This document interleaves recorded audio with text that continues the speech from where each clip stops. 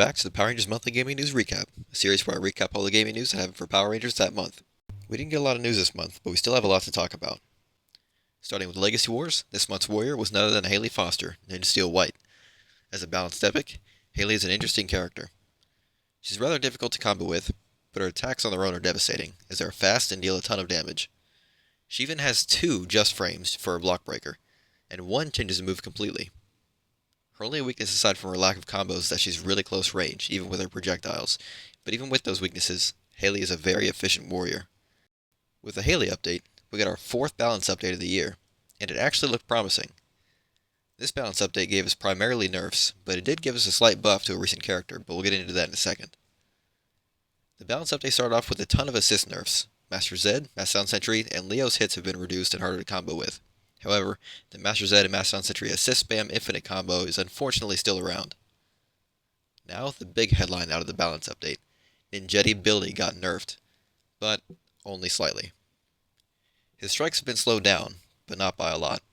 For Blue Ninja combo, they also removed the dash cancel after the first hit, but since the move is so fast, no one was using the cancel anyway.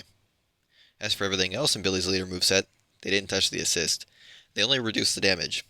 And as we saw with the super, they didn't reduce the damage much at all. The super went down from 5601 to 5354, which is not a big change at all.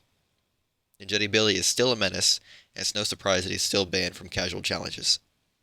Master Morpho Tommy saw a nerf as well, but they only slowed the assist and middle slot down and reduced the damage. They also reduced the damage for the super. Black Dragon had his laser beam attack reduced from 7 hits back down to 5. Evil Ollie was the one to receive a buff this update, and even then, they still nerfed him a little. The buff was primarily speed, but for his middle slot strike, they reduced the EP cost to 3 from 4.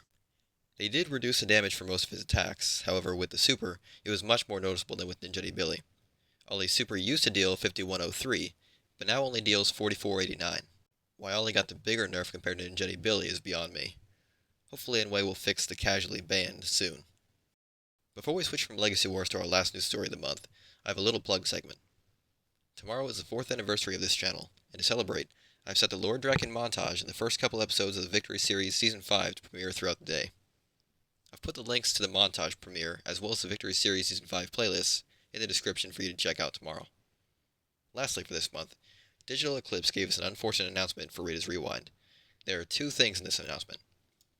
First off, due to what we would assume are technical issues, the Nintendo Switch release has been delayed until December 19th. Lastly, online co-op will only be available for PlayStation and Steam users at launch, as the developers need a little more time to work on it for the Switch and Xbox releases. There is no word on when it will be enabled for the affected systems, but at least offline couch co-op is still available, if that's your style. That's all for this month. If you enjoyed, subscribe if you haven't, and tune in for the December edition of the Power Rangers Monthly Gaming News Recap. Until next time, this is Shard Collector, signing off.